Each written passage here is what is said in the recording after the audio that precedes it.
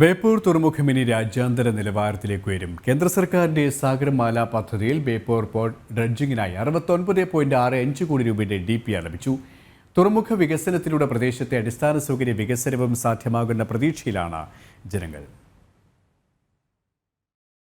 രാജ്യത്തെ തുറമുഖ വികസനം ലക്ഷ്യമിടുന്ന സാഗർമാല പദ്ധതിയിൽ ബേപ്പൂർ തുറമുഖവും ഉൾപ്പെട്ടു.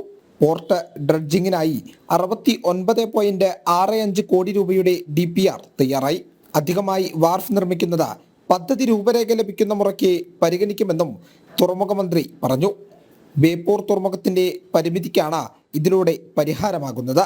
സാഗർമാല പദ്ധതിയിൽ ഉൾപ്പെടുത്തിക്കൊണ്ട് ഈ പദ്ധതി നടപ്പിലാക്കുന്ന സമയത്ത് ഈ തുറമുഖവും അതിനോടനുബന്ധിച്ചിട്ടുള്ള അടിസ്ഥാന സൗകര്യങ്ങളും വികസിക്കും എന്നുള്ളത് തന്നെയാണ് ബേപ്പൂർ നിവാസികളുടെ ഒരു ആവശ്യം.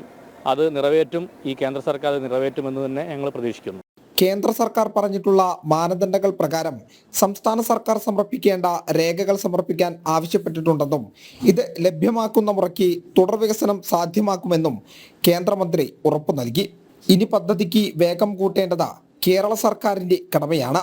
ബേപ്പൂർ തുറമുഖം വികസിക്കുന്നതിലൂടെ നിരവധി തൊഴിൽ സാധ്യതകളും ഉണ്ടാകുമെന്നും BJP അഭിപ്രായപ്പെട്ടു. ജനം, കോഴിക്കോട്.